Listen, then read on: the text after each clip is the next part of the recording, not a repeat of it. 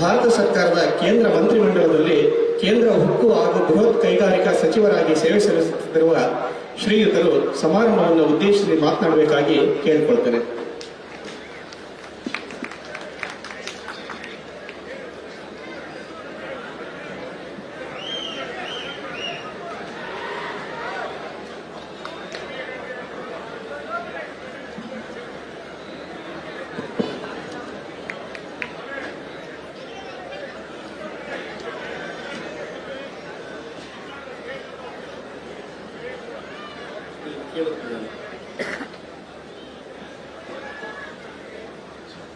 ಭದ್ರಾವತಿ ನಗರದಲ್ಲಿ ತರಳಬಾಳು ಹುಣ್ಣಿಮೆಯ 2026ರ ಮಹೋತ್ಸವ. ಈ ಒಂದು ತರಳಬಾಳು ಜಗದ್ಗುರು ಬೃಹನ್ಮಠದ ಆಶ್ರಯದಲ್ಲಿ ಪರಮ ಪೂಜ್ಯ 1108 ಡಾಕ್ಟರ್ ಶಿವಾಚಾರ್ಯ ಮಹಾಸ್ವಾಮಿಗಳ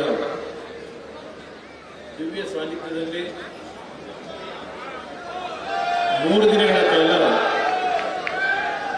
ಈ ಒಂದು ತರಳಬಾಳು ಹುಣ್ಣಿಮೆಯ ಮಹೋತ್ಸವವನ್ನ ಅತ್ಯಂತ ವೈಭವಯುತವಾಗಿ ಆಚರಣೆ ಮಾಡ್ತಾ ಇರ್ತಕ್ಕಂಥ ಈ ಒಂದು ಧಾರ್ಮಿಕ ಕಾರ್ಯಕ್ರಮದಲ್ಲಿ ಈಗಾಗಲೇ ಪರಮ ಪೂಜ್ಯ ಸ್ವಾಮೀಜಿಯವರು ಹೇಳಿದಂಥ ರೀತಿಯಲ್ಲಿ ಪ್ರಥಮವಾಗಿ ಅವರೇ ಇವತ್ತು ಆಶೀರ್ವಚನವನ್ನು ನಮ್ಮೆಲ್ಲರಿಗೆ ನೀಡತಕ್ಕಂಥದ್ರ ಮುಖಾಂತರ ಕೆಲವು ಸಮಸ್ಯೆಗಳಿಗೆ ಪರಿಹಾರಗಳು ಈ ಭಾಗದಲ್ಲಿ ದೊರಕಬೇಕು ಅಂತಕ್ಕಂಥ ಅವರ ಒಂದು ಸಾಮಾಜಿಕ ಕಳಕಳಿಯನ್ನು ನಮ್ಮೆಲ್ಲರ ಮುಂದೆ ಇಟ್ಟಿದ್ದಾರೆ. ಪ್ರಥಮವಾಗಿ ಪರಮ ಪೂಜ್ಯರಿಗೆ ನನ್ನ ಭಕ್ತಿಪೂರ್ವಕ ನಮನಗಳನ್ನು ಸಲ್ಲಿಸಿ ಈ ಒಂದು ಧಾರ್ಮಿಕ ವೇದಿಕೆಯಲ್ಲಿ ಮತ್ತೊಬ್ಬ ಪರಮ ಪೂಜ್ಯ ಸ್ವಾಮೀಜಿಯವರು ಪುತ್ತಿಗೆ ಮಠದ ಉಡುಪಿ ಕ್ಷೇತ್ರದ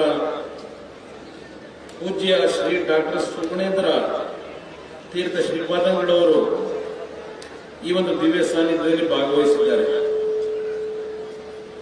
ಈ ಒಂದು ವೇದಿಕೆಯಲ್ಲಿ ರಾಜ್ಯದ ಮಾಜಿ ಮುಖ್ಯಮಂತ್ರಿಗಳು ನಮ್ಮೆಲ್ಲರಿಗೂ ಮಾರ್ಗದರ್ಶಕರು ಆಗಿರ್ತಕ್ಕಂಥ ಯಡಿಯೂರಪ್ಪನವರಿದ್ದಾರೆ. ಶಿವಮೊಗ್ಗ ಲೋಕಸಭಾ ಕ್ಷೇತ್ರದ ಲೋಕಸಭಾ ಸದಸ್ಯರಾಗಿರ್ತಕ್ಕಂಥ ಬಿ.ವೈ. ರಾಘವೇಂದ್ರ ಅವರು ಉಪಸ್ಥಿತರಿದ್ದಾರೆ. ಜೊತೆಯಲ್ಲಿ ನಮ್ಮ ಮತ್ತೊಬ್ಬ ಲೋಕಸಭೆಯ ಸದಸ್ಯರು ಮಾಜಿ ಉಪಮುಖ್ಯಮಂತ್ರಿಗಳು ಆಗಿರ್ತಕ್ಕಂಥ ಗೋವಿಂದ ಕಾರಜೋಳ ಅವರು ಉಪಸ್ಥಿತರಿದ್ದಾರೆ. ಇವತ್ತಿನ ಈ ಒಂದು ಕಾರ್ಯಕ್ರಮದ ಉಪನ್ಯಾಸವನ್ನು ನೀಡಲಿಕ್ಕೆ ಹಲವಾರು ಪ್ರಮುಖರು ಈ ವೇದಿಕೆಯಲ್ಲಿದ್ದಾರೆ. ಎಲ್ಲರ ಹೆಸರುಗಳನ್ನ ಹೇಳಲಿಕ್ಕೆ ಹೋಗಿದೆ, ದಯವಿಟ್ಟು ಕ್ಷಮಿಸಿ. ಅದರ ಜೊತೆಯಲ್ಲಿ ಮಠದ ಹಲವಾರು ಹಿರಿಯರಿದ್ದಾರೆ. ವೇದಿಕೆಯ ಮುಂಭಾಗದಲ್ಲಿ ಮಠಕ್ಕೆ ಅತ್ಯಂತ ಭಕ್ತಿಯಿಂದ ತಮ್ಮ ಜೀವನದಲ್ಲಿ ನಡವಳಿಕೆಯನ್ನು ಹೊಂದಿರತಕ್ಕಂಥ ಎಲ್ಲ ನನ್ನ ಆತ್ಮೀಯ ತಂದೆ ತಾಯಿಗಳು, ಯುವಕ ಸ್ನೇಹಿತರು ಈ ಒಂದು ಧಾರ್ಮಿಕ ಕಾರ್ಯಕ್ರಮದಲ್ಲಿ ಭಾಗವಹಿಸಿದ್ದೇನೆ. ಇವತ್ತಿನ ಈ ಒಂದು ಕಾರ್ಯಕ್ರಮಕ್ಕೆ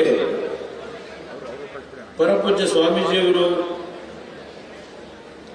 ಬರಲೇಬೇಕು ಅಂತಕ್ಕಂಥ ಒಂದು ಆಹ್ವಾನವನ್ನು ನೀಡಿದರು. ನಮ್ಮ ವಿಧಾನ ಪರಿಷತ್ತಿನ ಸದಸ್ಯರು ಭೋಜೇಗೌಡರು ಮೊದಲಿಂದ ಸ್ವಲ್ಪ ಈ ಒಂದು ಕ್ಷೇತ್ರಕ್ಕೆ ಭಕ್ತಿಯನ್ನು ಹೊಂದಿರತಕ್ಕಂಥ ಒಬ್ಬ ಈ ಮಠದ ಶಿಷ್ಯ ಅಂತಕ್ಕಂಥದ್ದು ಹೇಳಿದ್ದೇನೆ ಪರಮ ಪೂಜ್ಯರು.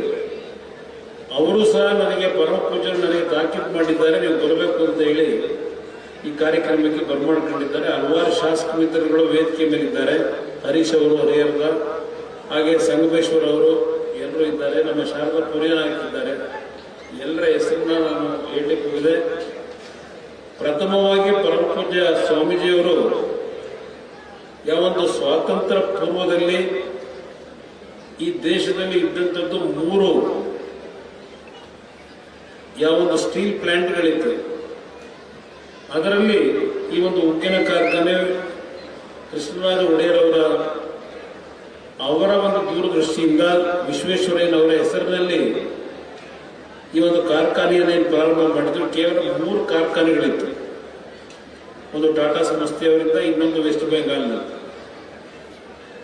ಪರಮಪೂಜ್ಯರು ಇವತ್ತೇನು ನನಗೆ ಒಂದು ಸೂಚನೆ ಕೊಟ್ಟಿದ್ದಾರೆ. ಅದ್ರ ಜೊತೆಯಲ್ಲಿ ಪರಮಪೂಜ್ಯರು ಮಠದಿಂದ ಈ ಭಾಗದ ಕಾರ್ಮಿಕರ ಬದುಕಿಗೆ ನನ್ನ ಒಂದು ಮಠದಿಂದ ಆದಷ್ಟು ಮಠದ ಭಕ್ತರಿಂದ ಹಣವನ್ನು ಸಂಗ್ರಹ ಮಾಡಿ 5 ಕೋಟಿಗಳನ್ನ ಈ ಒಂದು ಕಾರ್ಖಾನೆಯ ಪುನಶ್ಚೇತನೆಗೆ ಕೊಡ್ತೀನಿ ಅಂತಕ್ಕಂಥ ಮಾತಾಡಿದ್ದಾರೆ. ಅದು ಅವರಲ್ಲಿರ್ತಕ್ಕಂಥ ಸಮಾಜದ ಒಂದು ಪ್ರತಿಯೊಂದು ಕುಟುಂಬಗಳ ಬದುಕಿಗೆ ಅವರಲ್ಲಿದ್ದಂಥ ಕಳಕಳಿ ಏನು ಅಂತಕ್ಕಂಥದ್ದನ್ನ ಇವತ್ತು ಈ ವೇದಿಕೆಯಲ್ಲಿ ಹೇಳಿದ್ದಾರೆ. ಒಂದು ಪರಮಪೂಜ್ಯರ ಗಮನಕ್ಕೆ ನಾನು ತರ್ತಕ್ಕಂಥದ್ದು, ಇವತ್ತು ನಮ್ಮ ದೇಶದಲ್ಲಿ ದೊಡ್ಡ ಮಟ್ಟದಲ್ಲಿ ವಿಶ್ವಕ್ಕೆ ನಾವು ಸರಿಸಾಟಿಯಾಗಿ ಮುನ್ನುಗ್ತಾ ಇದ್ದೇವೆ. ಖಾಸಗಿ ಕಾರ್ಖಾನೆಗಳಿಗೆ ನಾವು ದೊಡ್ಡ ಮಟ್ಟದಲ್ಲಿ ಬೆಂಬಲವನ್ನ ನೀಡುತ್ತೇವೆ. ಹಲವಾರು ರೀತಿಯ PLI ಸ್ಕೀಮ್ಗಳನ್ನು ಕೊಡ್ತಾ ಇದ್ದೇವೆ. ಆದರೆ ಸರ್ಕಾರದ ಸ್ವಾಮ್ಯದಲ್ಲಿರ್ತಕ್ಕಂಥ ನಮ್ಮ CPSE ಯೂನಿಟ್ಗಳೇನಿದೆ, ಈಗ ನನ್ನ ಒಂದು ಉದಾಹರಣೆ ಹೇಳೋದಾದ್ರೆ, ಹೆವಿ ಇಂಡಸ್ಟ್ರಿ ಇಲಾಖೆಯಲ್ಲಿ, ಬೃಹತ್ ಕೈಗಾರಿಕಾ ಇಲಾಖೆಯಲ್ಲಿ ಸುಮಾರು 40 CPSE ಯೂನಿಟ್ಗಳಿತ್ತು, ಸರ್ಕಾರದ ಯೂನಿಟ್ಗಳು. ಇವತ್ತು ಹಲವಾರು ವರ್ಷಗಳ ಈ ಒಂದು ದಿನವನ್ನೇನು ಕಳೆದಿದ್ದೇವೆ ಸ್ವಾತಂತ್ರ್ಯ ಬಂದ ನಂತರ, ಸುಮಾರು 100ಕ್ಕೆ 85-90 ಭಾಗ CPSE ಯೂನಿಟ್ಗಳನ್ನು ಮುಚ್ಚಿಬಿಟ್ಟಿದ್ದಾರೆ. ಈ ವಿಶ್ವೇಶ್ವರಯ್ಯ ಸ್ಟೀಲ್ ಪ್ಲಾಂಟ್ ಅನ್ನು ಸಹ 2016-17ರಲ್ಲೇ ಕಾರ್ಖಾನೆ ನಡೆಯುವುದು ಕಷ್ಟ ಅಂತ ಹೇಳಿ ಕಾರ್ಖಾನೆಯನ್ನ ಖಾಸಗಿಯವರಿಗೆ ಮಾರಾಟ ಮಾಡಬೇಕು ಅಂತಕ್ಕಂಥ ಒಂದು ತೀರ್ಮಾನ ಮಾಡಿ ಕ್ಯಾಬಿನೆಟ್ ನಲ್ಲಿ, ಕೇಂದ್ರದಲ್ಲಿ ಈ ಒಂದು ಕಾರ್ಖಾನೆಯನ್ನು ಮುಚ್ಚಬೇಕು ಅಂತಕ್ಕಂಥ ನಿರ್ಧಾರ ಮಾಡಿದ್ದಾರೆ. ನಾನು ಈ ಮಂತ್ರಿ ಆಗೋದಕ್ಕಿಂತ ಮುಂಚೆ ನಮ್ಮ ಲೋಕಸಭಾ ಸದಸ್ಯರು ರಾಘವೇಂದ್ರ ಅವರು ಈ ಸರ್ಕಾರ ರಚನೆ ಆದ ನಂತರ ನಾನು ಮಂತ್ರಿ ಆದ ಮೇಲೆ ಹಲವಾರು ಬಾರಿ ಬಂದು ಈ ಕಾರ್ಖಾನೆಯ ಬಗ್ಗೆ ಚರ್ಚೆ ಮಾಡಿದ್ದಾರೆ. ಇಲ್ಲಿ ಪ್ರಶ್ನೆ, ಕೇಂದ್ರ ಸರ್ಕಾರದ ಬರುವ ಭಾನುವಾರ ಬಜೆಟ್ನ ಒಂದು ಮಂಡನೆ ಏನಿದೆ, 2026-27 ಸಾಲಿನ ಆರ್ಥಿಕ ಅವಯವವನ್ನು ಮಂಡನೆಯನ್ನು ಮಾಡ್ತಾರೆ, ಅವಯವನ್ನ ಇಲ್ಲಿ ಬಜೆಟ್ನಲ್ಲಿ ಹಣವನ್ನು ಕೊಡ್ತಕ್ಕಂಥದ್ದು ಈಗೇನು ಕಾರ್ಖಾನೆಗಳನ್ನು ಮುಚ್ಚಬೇಕು ಅಂತ ಮಾಡಿದ್ದಾರೆ, ಕ್ಯಾಬಿನೆಟ್ ತೀರ್ಮಾನ ಆಗಿದೆ, ಮತ್ತೆ ಪುನಃ ಅದನ್ನ ರಿವರ್ಸ್ ಮಾಡತಕ್ಕಂಥದ್ದು ಕಷ್ಟ ಬಂದಿದೆ. ಆ ಹಿನ್ನೆಲೆಯಲ್ಲಿ ನಾನು ಮಂತ್ರಿ ಆದ ಮೇಲೆ ಬಹುಶಃ 3 ಬಾರಿ ಬಂದಿದ್ದೇನೆ ಭದ್ರಾವತಿ, ಸಭೆಗಳನ್ನು ಮಾಡಿದ್ದೇವೆ. ಈಗಾಗಲೇ ಕೇಂದ್ರದಲ್ಲಿ ಇರ್ತಕ್ಕಂಥ ನಮ್ಮ ಒಂದು ಇಲಾಖೆಗೆ ಸಂಬಂಧಪಟ್ಟಂತ ಸ್ಟೀಲ್ ಅಥಾರಿಟಿ ಆಫ್ ಇಂಡಿಯಾ ಅಂತಕ್ಕಂಥ ಮತ್ತೊಂದು ಉಕ್ಕಿನ ಕಾರ್ಖಾನೆಗಳನ್ನು ನಡೆಸ್ತಾ ಇರತಕ್ಕಂಥ ಒಂದು ಸಮೂಹ ಏನಿದೆ, ಅಲ್ಲಿ ಈಗಾಗಲೇ ನಾನು ಚರ್ಚೆಯನ್ನು ಮಾಡಿ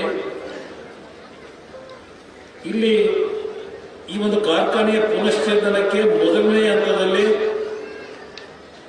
5,000 ಕೋಟಿ ರೂಪಾಯಿಗಳನ್ನ ಈ ಒಂದು ಕಾರ್ಖಾನೆಯ ಪುನಶ್ಚೇತನಕ್ಕೆ ಕೊಡಬೇಕು ಅಂತಕ್ಕಂಥ ನಿರ್ಧಾರ ಮಾಡಿದ್ದೇವೆ. ನಿಮ್ಗೆ ಗಮನಕ್ಕೆ ತರ್ತಾ ಇದ್ದೇನೆ. ಅದಕ್ಕೆ ನಾನು ಕೇಂದ್ರ ಸರ್ಕಾರದ ಬಜೆಟ್ನಲ್ಲಿ ಕೇಂದ್ರ ಸರ್ಕಾರದ ಹಣವನ್ನು ಕೇಳ್ತಾ ಇಲ್ಲ. ಮುಂದೆಯವರೇ, ಒಂದು ಆರ್ಥಿಕ ಸಚಿವರಿಂದ ಒಪ್ಪಿಗೆ ಸಹಿ ಬೇಕಷ್ಟೇ, ಅವ್ರ ಮೇಲೆ ಯಾವುದೇ ರೀತಿಯ ಆರ್ಥಿಕ ಹೊರೆಯನ್ನ ಕೇಂದ್ರ ಸರ್ಕಾರದ ಮೇಲೆ ಹೊರಿಸ್ತಾ ಇಲ್ಲ. ಮೊದಲನೇ ಹಂತದಲ್ಲಿ 5,000 ಕೋಟಿ ರೂಪಾಯಿಗಳನ್ನ ನಾವೇನು ವಿನಿಯೋಗ ಮಾಡ್ತಾ ಇದ್ದೇವೆ. ಇಲ್ಲಿಯ ಕಾರ್ಖಾನೆಯನ್ನ ಒಂದು ದೇಶದಲ್ಲಿ ನಾವು ವಿದೇಶಗಳಿಂದ ಯಾವ ಸ್ಪೆಷಾಲಿಟಿ ಸ್ಟೀಲ್ ನಾವು ಮಾಡ್ತಾ ಇಲ್ಲ. ದೇಶದಲ್ಲಿ ವಿದೇಶದಿಂದ ನಾವಿವತ್ತು ಇಂಪೋರ್ಟ್ ಏನ್ ಮಾಡ್ಕೊತಾ ಇದ್ದೇವೆ. ನಮ್ಮ ದೇಶದಲ್ಲೇ ಈ ಒಂದು ಸ್ಪೆಷಾಲಿಟಿ ಸ್ಟೀಲ್ ತಯಾರು ಮಾಡ್ತಕ್ಕಂಥದ್ದಕ್ಕೆ ನಮಗೊಂದು ಅವಕಾಶ ಕೊಡಿ ಅಂತ ಹೇಳಿ ಪ್ರಧಾನಮಂತ್ರಿಗಳಿಗೂ ಭೇಟಿ ಮಾಡಿ ಮಾತಾಡಿದ್ದಾರೆ. ಪ್ರಧಾನಮಂತ್ರಿಗಳು ಸಕಾರಾತ್ಮಕವಾಗಿ ಸ್ಪಂದಿಸ್ತಕ್ಕಂಥದ್ದಕ್ಕೆ ಈಗಾಗಲೇ ಮನಸ್ಸು ಮಾಡಿದ್ದಾರೆ ಅಂತಕ್ಕಂಥದ್ದನ್ನ ಪರಮಪೂಜ್ಯರ ಗಮನಕ್ಕೆ ತರಲಿಕ್ಕೆ ಬಯಸ್ತಾ ಇದ್ದೀನಿ. ಅದರಿಂದ ಇದರಲ್ಲಿ ಯಾವುದೇ ರೀತಿಯ ಸಂಶಯ ಬೇಡ. ಬುದ್ಧಿಯವರಿಗೆ ಹೇಳ್ತಕ್ಕಂಥದ್ದು ಮತ್ತು ಇದೇ ಕಾರ್ಮಿಕ ವರ್ಗ ಭದ್ರಾವತಿಯ ಮಹಾಜನತೆಗೆ ಹೇಳ್ತಕ್ಕಂಥದ್ದು ನನ್ನ ಮೊದಲನೇ ಆದ್ಯತೆ. ಈ ಒಂದು ಕಾರ್ಖಾನೆಗೆ ಒಂದು ಮರುಕಲ್ಪವನ್ನು ಕೊಡಬೇಕು ಅಂತಕ್ಕಂಥದ್ದು ಏನಿದೆ, ಈಗಾಗಲೇ ಆಂಧ್ರ ಪ್ರದೇಶದಲ್ಲಿ ವಿಶಾಖಪಟ್ಟಣದಲ್ಲಿದ್ದಂತಹ ಒಂದು ಅತ್ಯಂತ ದೊಡ್ಡ ಕಾರ್ಖಾನೆ, ಉಕ್ಕಿನ ಕಾರ್ಖಾನೆ, ಅದನ್ನ ಖಾಸಗಿಯವರಿಗೆ ಮಾರಾಟ ಮಾಡಬೇಕು ಅಂತಕ್ಕಂಥ ತೀರ್ಮಾನಗಳಾಗಿದೆ. ಅದು ಕಾರ್ಖಾನೆಯನ್ನು ಮುಚ್ಚಿದ್ರು. ಇವತ್ತು ಆ ಒಂದು ಕಾರ್ಖಾನೆ ಸುಮಾರು 35,000 ಕೋಟಿ ರೂಪಾಯಿಗಳ ಸಾಲದ ಹೊರೆಯನ್ನು ಹೊತ್ತಿದ್ದಾರೆ. ವಿಶಾಖಪಟ್ಟಣದಲ್ಲಿರ್ತಕ್ಕಂಥ RINL ಕಾರ್ಖಾನೆ ಕೇಂದ್ರ ಸರ್ಕಾರವನ್ನ, ಪ್ರಧಾನಮಂತ್ರಿಗಳನ್ನ, ಆರ್ಥಿಕ ಸಚಿವರ ಒಂದು ಒಪ್ಪಿಸ್ತಕ್ಕಂಥ ವಿಷಯದಲ್ಲಿ ಯಶಸ್ಸನ್ನೇನು ಕಂಡಿದ್ದೇವೆ. ಈಗಾಗಲೇ ಕಳೆದ 7 ತಿಂಗಳಿಂದ ಆ ಕಾರ್ಖಾನೆ ಪ್ರಾರಂಭ ಮಾಡಿ ಇವತ್ತು ದಿನಕ್ಕೆ 21 ಮೆಟ್ರಿಕ್ ಟನ್ ಸ್ಟೀಲ್ ಅನ್ನ ನಾವು ಉತ್ಪಾದನೆ ಮಾಡ್ತಾ ಇದ್ದೇವೆ. ಅದೇ ರೀತಿಯಲ್ಲಿ ವಿಶ್ವೇಶ್ವರಯ್ಯ ಸ್ಟೀಲ್ ಪ್ಲಾಂಟ್ ನಲ್ಲೂ ಮುಂದಿನ ಈ ಒಂದು ಹೊಸ ವರ್ಷ ಏನಿದೆ, ಇವತ್ತು ಜನವರಿ ತಿಂಗಳಿನಲ್ಲಿದ್ದೇವೆ ಬುದ್ಧಿಯವರೇ, ಇನ್ನೊಂದು 2-2.5 ತಿಂಗಳಿನಲ್ಲಿ ಒಂದು ದೊಡ್ಡ ಕಾಯಕಲ್ಪವನ್ನ ವಿಶ್ವೇಶ್ವರಯ್ಯ ಸ್ಟೀಲ್ ಪ್ಲಾಂಟ್ಗೆ ನಾವು ಕೊಡ್ತಾ ಇದ್ದೇವೆ ಅಂತಕ್ಕಂಥದ್ದನ್ನ ಇವತ್ತು ಇನ್ನೊಂದು ಕಾರಣಪಾಳು ಹುಣ್ಣಿಮೆಯ ಒಂದು ಮಹೋತ್ಸವವನ್ನು ತಾವೇನು ಆಚರಣೆ ಮಾಡ್ತಾ ಇದ್ದೀರಿ. ಹಲವಾರು ರೀತಿಯ ಸಾಂಸ್ಕೃತಿಕ ಕಾರ್ಯಕ್ರಮಗಳು, ಕೃಷಿ ಮೇಳ, ಮಕ್ಕಳಿಗೆ ಒಂದು ಕ್ರೀಡೆಯಲ್ಲಿ ಆಸಕ್ತಿ ಮೂಡಿಸ್ತಕ್ಕಂಥ ಕಾರ್ಯಕ್ರಮಗಳು, ಹಲವಾರು ರೀತಿಯ ಪ್ರವಚನಗಳನ್ನ ಈ ಒಂದು ವೇದಿಕೆ ಮುಖಾಂತರ ಮುಂದಿನ 3 ದಿನಗಳಲ್ಲಿ ತಮ್ಮ ಒಂದು ಸಮ್ಮುಖದಲ್ಲಿ ಏನು ಅತ್ಯಂತ ಯಶಸ್ವಿಯಾಗಿ ನಡೀತಾ ಇದೆ.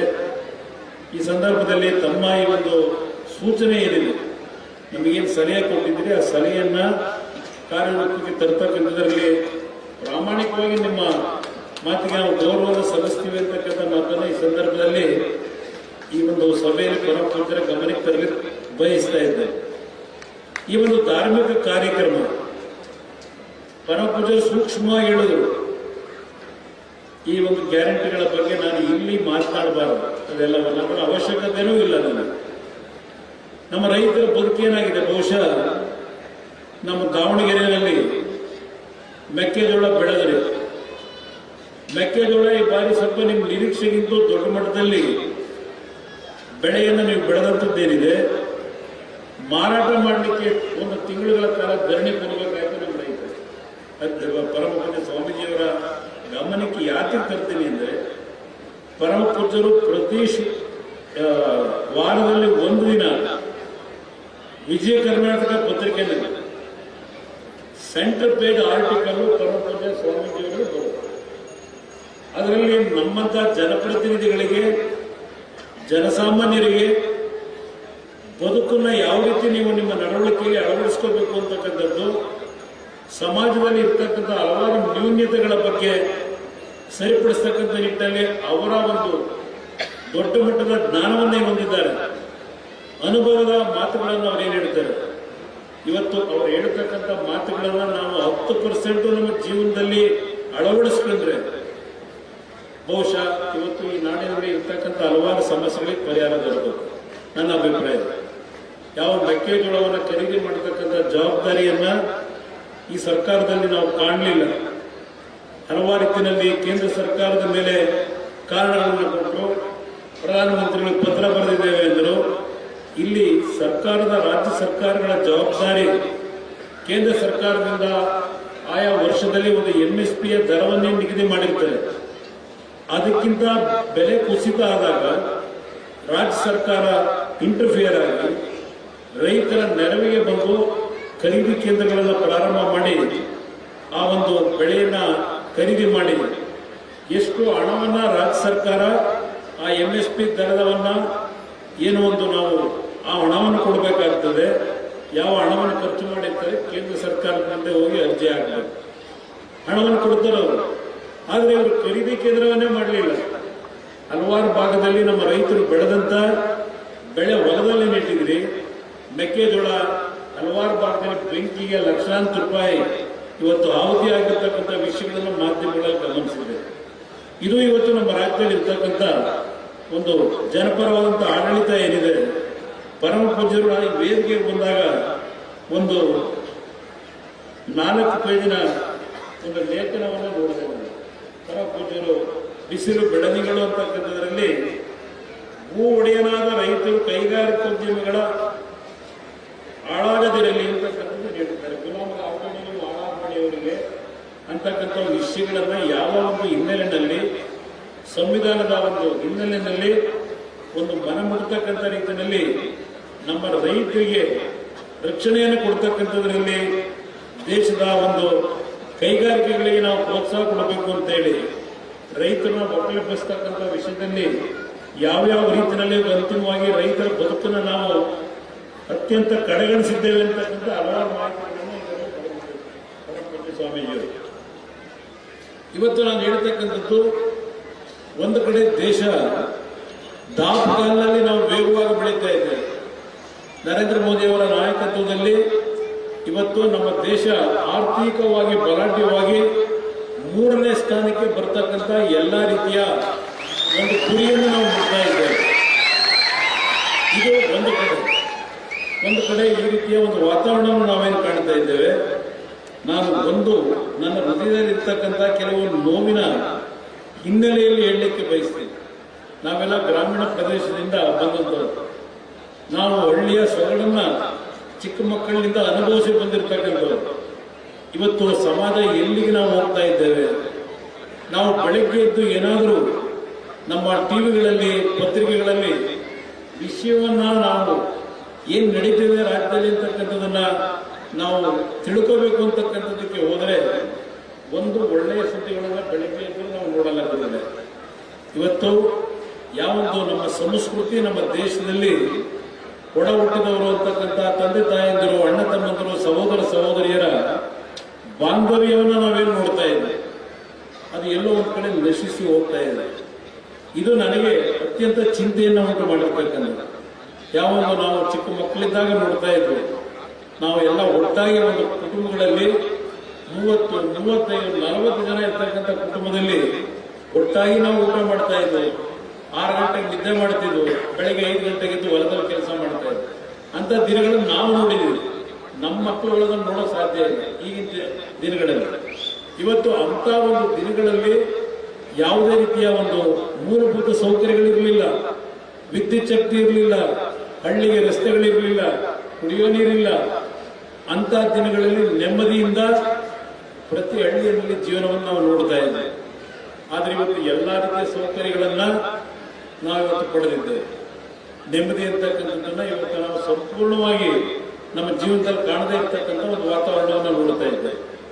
ಇವತ್ತು ಇದೆಲ್ಲವನ್ನ ಸರಿಪಡಿಸಬೇಕಾದ್ರೆ ಸಮಾಜದಲ್ಲಿ ಇರ್ತಕ್ಕಂಥ ಬಾಂಧವ್ಯದ ಒಂದು ಸಂಪೂರ್ಣ ನಶಿಸಿ ಹೋಗ್ತಿರ್ತಕ್ಕಂಥ, ಜನ್ಮ ಕೊಟ್ಟಂತ ತಂದೆ ತಾಯಂದ್ರ ಬಗ್ಗೆ ಮಕ್ಕಳು ಹೊಂದಿರತಕ್ಕಂಥ ಅವರ ನಡವಳಿಕೆಗಳು ಇವತ್ತು ಪ್ರತಿನಿತ್ಯ ಆ ಸಾವು ಈ ಸಾವು, ಅಲ್ಲಿ ಈ ರೀತಿಯಾಗಿದೆ, ಇಲ್ಲಿ ರೀತಿಯಾಗಿರ್ತಕ್ಕಂಥ ಕೆಟ್ಟ ಸುದ್ದಿಗಳನ್ನ ನಾವೇನು ಕಾಣ್ತಾ ಇದ್ದೇವೆ. ಅದನ್ನ ಇವತ್ತು ಸರಿಪಡಿಸಬೇಕಾದಂತ ಅನಿವಾರ್ಯತೆ ಮುಂದಿನ ದಿನಗಳಲ್ಲಿ ಇದೆ ಅಂತಕ್ಕಂಥದ್ದು ನನ್ನ ಅಭಿಪ್ರಾಯ. ನಮ್ಮ ಅವತ್ತಿನ ದಿನಗಳೇ ಚೆನ್ನಾಗಿತ್ತೇನೋ ಅಂತಕ್ಕಂಥದ್ದು ನನ್ನ ಭಾವನೆ. ಇವತ್ತು ಈ ಸಮಾಜವನ್ನ ತಿದ್ದಿ ಸರಿಪಡಿಸಲಿಕ್ಕೆ ಸರ್ಕಾರಗಳಿಂದ ಸಾಧ್ಯ ಇಲ್ಲ. ಸರ್ಕಾರಗಳು ಯಾವ ರೀತಿ ನಡೀತಾ ಇದ್ದಾವೆ ಅಂತಕ್ಕಂಥದ್ದನ್ನ ಈಗಿನ ಕಳೆದ 2.5 ವರ್ಷದಿಂದ ತಾವೆಲ್ಲ ನೋಡ್ತಾ ಇದ್ದೇವೆ. ಸರ್ಕಾರದಲ್ಲಿರ್ತಕ್ಕಂಥ ಅಧಿಕಾರಿಗಳು, ಮಂತ್ರಿಗಳು ಯಾವ ರೀತಿಯಲ್ಲಿ ಜನತೆಯ ಬಗ್ಗೆ ಯಾವ ಭಯ ಭಕ್ತಿ ಇಲ್ಲದೆ ಇವತ್ತು ದಾರಿ ತಪ್ಪಿ ಹೋಗ್ತಾ ಇದ್ದೇವೆ. ಇದನ್ನ ಸರಿಪಡಿಸ್ತಕ್ಕಂಥ ಕೆಲಸ ನಮ್ಮ ರಾಜ್ಯದಲ್ಲಿ, ನಮ್ಮ ದೇಶದಲ್ಲಿ, ನಮ್ಮ ಸಂಸ್ಕೃತಿಯಲ್ಲಿ, ನಮ್ಮ ಸಮಾಜದ ಯಾವೊಂದು ಹಲವಾರು ಮಠಮಾನ್ಯಗಳು ಒಂದು ಒಳ್ಳೆಯ ದಿಕ್ಕಿನಲ್ಲಿ ಇಂದಿನ ದಿನಗಳಲ್ಲಿ ಸ್ವಾತಂತ್ರ್ಯ ಪೂರ್ವದಲ್ಲಿ ಈ ಸಮಾಜವನ್ನು ಕಟ್ಟತಕ್ಕಂಥದ್ದಲ್ಲಿ ದೊಡ್ಡ ಕೊಡುಗೆಯನ್ನು ಹಲವಾರು ಕ್ಷೇತ್ರಗಳಲ್ಲಿ ಕೊಟ್ಟಿದ್ದೇನೆ. ಅದು ಪುನಃ ಈ ದೇಶದಲ್ಲಿ ಪುನಃ ಪ್ರಾರಂಭ ಆಗ್ತದೆ. ಅದು ಬೇರೆ ರೀತಿ ಅಪಾರ್ಥ ಮಾಡ್ಕೊಳ್ಳೋದಕ್ಕೆ ಬೇಡ ಅಂತಕ್ಕಂಥದ್ದು ನನ್ನ ಭಾವನೆ. ಪ್ರತಿನಿತ್ಯ ನಿಮ್ಮ ಹಳ್ಳಿಗಳಲ್ಲಿ ನೋಡ್ತಾ ಇದ್ದೀವಿ ಯಾವ ರೀತಿಯ ಬದುಕನ್ನು ನಾವು ಕಾಣ್ತಾ ಇದ್ದೇವೆ, ಆ ಬದುಕನ್ನು ಕಳ್ಕೊತಾ ಇದ್ದೇವೆ. ಅದನ್ನು ಸರಿಪಡಿಸ್ತಕ್ಕಂಥ ನಿಟ್ಟಿನಲ್ಲಿ ಸರ್ಕಾರಗಳು ನಾವೇನು ನಮ್ಮಲ್ಲಿ ವೈಫಲ್ಯತೆಯನ್ನು ಕಾಣ್ತಾ ಇದ್ದೇವೆ, ಇವತ್ತು ಆ ಒಂದು ವೈಫಲ್ಯತೆಯನ್ನು ಸರಿಪಡಿಸ್ತಕ್ಕಂಥ ನಿಟ್ಟಿನಲ್ಲಿ ಬಹುಶಃ ತರಳುಬಾಳು ಕ್ಷೇತ್ರ ದೊಡ್ಡ ಮಟ್ಟದ ಕೊಡುಗೆಯನ್ನು ಕೊಟ್ಟಿದ್ದಾರೆ ಅಂತ ಖಂಡಿತ. ಈ ಒಂದು ಕ್ಷೇತ್ರದಲ್ಲಿ ಈ ಒಂದು ಕ್ಷೇತ್ರದ ವ್ಯಾಪ್ತಿಯಲ್ಲಿ ಬರ್ತಕ್ಕಂಥ ನಮ್ಮ ತಂದೆ ತಾಯಿಯಂದರು ಈ ಮಠದ ಭಕ್ತರೇನಿದ್ದೀರಿ, ಕೋರ್ಟ್ ಕಚೇರಿಗಳಿಗೆ ಹೋಗ್ತಕ್ಕಂಥದ್ದು ಬಹುಶಃ ಬೇರೆ ಕಡೆ ಹೋಲಿಕೆ ಮಾಡಿದಾಗ ಕಡಿಮೆ ಅಂತಕ್ಕಂಥದ್ದು ನನ್ನ ಅಭಿಪ್ರಾಯ. ನಾನು ತಿಳಿದಿರ್ತಕ್ಕಂಥ ಮಾಹಿತಿ, ಏನಾದರೂ ಹಳ್ಳಿಗಳಲ್ಲಿ ಸಮಸ್ಯೆಗಳು ಉದ್ಭವ ಆದರೆ, ಕುಟುಂಬಗಳಲ್ಲಿ ಏನಾದರೂ ಒಂದು ಭಿನ್ನಾಭಿಪ್ರಾಯಗಳು ಮೂಡಿದ್ರೆ ಅದಕ್ಕೆ ಒಂದು ಆ ಭಿನ್ನಾಭಿಪ್ರಾಯಗಳನ್ನು ಸರಿಪಡಿಸ್ತಕ್ಕಂಥದ್ದು, ಸಮಸ್ಯೆಗಳನ್ನು ಸರಿಪಡಿಸ್ತಕ್ಕಂಥದ್ದು ತರಳುಬಾಳು ಕ್ಷೇತ್ರದಲ್ಲಿ ಪರಮಪೂಜ್ಯ ಸ್ವಾಮೀಜಿಯವರಿಂದ ದೊಡ್ಡ ಮಟ್ಟದಲ್ಲಿ ನಿಮ್ಮ ತಿಳುವಳಿಕೆಯನ್ನು ಮೂಡಿಸ್ತಕ್ಕಂಥದ್ದು, ನಿಮಗೆ ಏನು ಒಂದು ದೊಡ್ಡ ಶಕ್ತಿಯಾಗಿ ನಿಮ್ಮ ಬದುಕನ್ನು ಸರಿಪಡಿಸಲಿಕ್ಕೆ ಪ್ರಯತ್ನ ಪಡ್ತಾ ಇದ್ದಾರೆ ಈ ಕ್ಷೇತ್ರದಲ್ಲಿ. ಅದು ನಿಜಕ್ಕೂ ಅಭಿನಂದನೀಯವಾದಂತಹ ಕಾರ್ಯಕ್ರಮ. ಪರಮ ಪೂಜ್ಯರ ಜವಾಬ್ದಾರಿ ಇವತ್ತು ಈ ಸಮಾಜವನ್ನು ಸರಿಪಡಿಸ್ತಕ್ಕಂಥ ನಿಟ್ಟಿನಲ್ಲಿ ಹೆಚ್ಚಿನ ಒಂದು ಅವರ ಒಂದು ಪ್ರಭಾವ ಏನಿದೆ, ಆ ಪ್ರಭಾವದ ಮುಖಾಂತರ ಈ ನಾಡಿನಲ್ಲಿ ಯಾವ ಕುವೆಂಪು ಅವರ ಬಗ್ಗೆ ಇವತ್ತೇನು ಇಟ್ಟಿದ್ದೀರಿ ಹೆಸರನ್ನ, ಸರ್ವ ಜನಾಂಗದ ಶಾಂತಿಯ ತೋಟ ಅಂತಕ್ಕಂಥದ್ದನ್ನ ನಾವೇನು ನೋಡ್ತೇವೆ. ಪ್ರತಿಯೊಂದು ಹಳ್ಳಿಗಳು, ಪ್ರತಿಯೊಂದು ಕುಟುಂಬಗಳು ಸುಖ ಶಾಂತಿ ನೆಮ್ಮದಿಯಿಂದ ಬದುಕ್ತಕ್ಕಂಥ ಒಂದು ವಾತಾವರಣ ನಮಗೆ ಮೊದಲು ಬೇಕಿರ್ತಕ್ಕಂಥದ್ದು. ಇವತ್ತು ಹಣದ ಕೊರತೆ ಇಲ್ಲ, ನಮಗೆ ಹಣದ ಕೊರತೆ ಇಲ್ಲ, ಆರ್ಥಿಕವಾಗಿ ಸದೃಢವಾಗಿ ಬೆಳೀತಾ ಇದ್ದಾರೆ. ಆದರೆ ನಮ್ಮ ಮೂಲ, ನಮ್ಮ ಕುಟುಂಬಗಳ ಒಂದು ಬಾಂಧವ್ಯ ಅದು ನಶಿಸಿ ಹೋಗ್ತಾ ಇರ್ತಕ್ಕಂಥದ್ದನ್ನು ಸರಿಪಡಿಸಬೇಕಾದಂಥದ್ದು ನಮ್ಮೆಲ್ಲರ ಕರ್ತವ್ಯ ಇದೆ. ಆ ನಿಟ್ಟಿನಲ್ಲಿ ಭಗವಂತ ಎಲ್ಲ ಕುಟುಂಬಗಳಲ್ಲಿ ಅನ್ಯೋನ್ಯತೆ ಅಂತಕ್ಕಂಥದ್ದನ್ನು ಪುನಃ ಪ್ರತಿಷ್ಠಾಪನೆ ಮಾಡತಕ್ಕಂಥದ್ದಕ್ಕೆ ನಿಮ್ಮ ಹೃದಯಕ್ಕೆ ಭಗವಂತ ಎಲ್ಲಾ ರೀತಿಯ ಪ್ರಭಾವ ಬರಲಿ. ಪರಮ ಪೂಜ್ಯರಿಂದ ಈ ಸಮಾಜ ಸರಿಪಡಿಸ್ತಕ್ಕಂಥದ್ದಕ್ಕೆ ಇವತ್ತು ಅವರು ಏನು ಹಲವಾರು ರೀತಿಯ ಧಾರ್ಮಿಕ ಕಾರ್ಯಕ್ರಮಗಳಲ್ಲಿ ಪ್ರತಿ ವರ್ಷ ಈ ತರಳುಬಾಳು ಹುಣ್ಣಿಮೆಯ ಕಾರ್ಯಕ್ರಮದ ಮುಖಾಂತರ ಈ ರಾಜ್ಯದಲ್ಲಿ ಸುಮಾರು 76 ವರ್ಷಗಳಿಂದ ನಿರಂತರವಾಗಿ ಈ ಒಂದು ಕಾರ್ಯಕ್ರಮವನ್ನ ಮಾಡೋದ್ರ ಮುಖಾಂತರ ಜನತೆಯಲ್ಲಿ ತಿಳುವಳಿಕೆ ಮೂಡಿಸ್ತಕ್ಕಂಥ ಕೆಲಸವನ್ನೇ ಮಾಡ್ತಾ ಇದ್ದಾರೆ. ಪರಮ ಪೂಜ್ಯರಿಗೆ ನನ್ನ ಗೌರವಪೂರ್ವಕ ವಂದನೆಗಳನ್ನು ಸಲ್ಲಿಸಿ ನಾನು 2 ಮಾತುಗಳನ್ನು ಮುಗಿಸ್ತೀನಿ. ಪರಮ ಪೂಜ್ಯರ ಅನುಮತಿಯೊಂದಿಗೆ ನಾನು ಪುನಃ ಬೆಂಗಳೂರಿಗೆ ಹೋಗಬೇಕಾದಂಥ ಅನಿವಾರ್ಯತೆಯಿಂದ ಇವತ್ತು ನಾನು ಮೊದಲು ಮಾತಾಡ್ತೇನೆ ಅಂತ ಪರಮ ಪೂಜ್ಯರ ಅನುಮತಿಯನ್ನು ಪಡೆದಿದ್ದೇನೆ. ನಿಮ್ಮೆಲ್ಲರಲ್ಲಿ ಕ್ಷಮೆ ಕೋರ್ತೇನೆ. ಈ ಒಂದು ಕಾರ್ಯಕ್ರಮ 3 ದಿನ ಉತ್ತಮವಾದಂಥ ರೀತಿಯಲ್ಲಿ ನಡೆಯಲಿ ಅಂತಕ್ಕಂಥ ಹಾರೈಸಿ ನಾನು 2 ಮಾತುಗಳನ್ನು ಮುಗಿಸ್ತೇನೆ. ಜೈ ಹಿಂದ್, ಜೈ ಕರ್ನಾಟಕ. ಸನ್ಮಾನ್ಯ ಎಚ್ ಡಿ ಕುಮಾರಸ್ವಾಮಿ, ಕೇಂದ್ರ ಉಕ್ಕು ಹಾಗೂ ಬೃಹತ್ ಕೈಗಾರಿಕಾ ಸಚಿವರು, ಭಾರತ ಸರ್ಕಾರ, ನವದೆಹಲಿ. ಇವರಿಗೆ ಧನ್ಯವಾದಗಳು. ಈಗ ಶರಣ ಗೋವಿಂದ್ ಕಾರಜೋಳ್, ಶ್ರೀಮಠದ ಸದ್ಭಕ್ತರು, ಜನಾನುರಾಗಿಗಳು ಆಗಿರುವ ಶ್ರೀಯುತ ಗೋವಿಂದ್ ಕಾರಜೋಳರವರು ಕರ್ನಾಟಕದ ಸರ್ಕಾರದ ಮಧ್ಯಮ ನೀರಾವರಿ ಜಲ ಸಂಪನ್ಮೂಲ ಸಚಿವರಾಗಿ, ಕರ್ನಾಟಕ ವಿಧಾನಸಭೆಯ ವಿರೋಧ ಪಕ್ಷದ ಉಪನಾಯಕರಾಗಿ, ಬಿಜೆಪಿಯ ಕರ್ನಾಟಕ ರಾಜ್ಯ ಉಪಾಧ್ಯಕ್ಷರಾಗಿ, ಬಿಎಸ್ ಯಡಿಯೂರಪ್ಪನ ಸಚಿವ ಸಂಪುಟದಲ್ಲಿ ಲೋಕೋಪಯೋಗಿ ಇಲಾಖೆ ಮತ್ತು ಸಮಾಜ ಕಲ್ಯಾಣ ರಾಜ್ಯ ಸಚಿವರಾಗಿ, ಕರ್ನಾಟಕದ ಉಪಮುಖ್ಯಮಂತ್ರಿಯಾಗಿ ಸೇವೆ ಸಲ್ಲಿಸಿರುತ್ತಾರೆ. ಪ್ರಸ್ತುತ ಚಿತ್ರದುರ್ಗ ಲೋಕಸಭಾ ಕ್ಷೇತ್ರದ ಸಂಸದರಾಗಿ ಕ್ಷೇತ್ರದ ಅಭಿವೃದ್ಧಿಗೆ ಅವಿರತವಾಗಿ ಶ್ರಮಿಸುತ್ತಿರುವ ಶ್ರೀಯುತರು ಸಮಾರಂಭವನ್ನು ಉದ್ದೇಶಿಸಿ ಮಾತನಾಡಬೇಕಾಗಿ ವಿನಂತಿಸಿಕೊಳ್ತೇನೆ.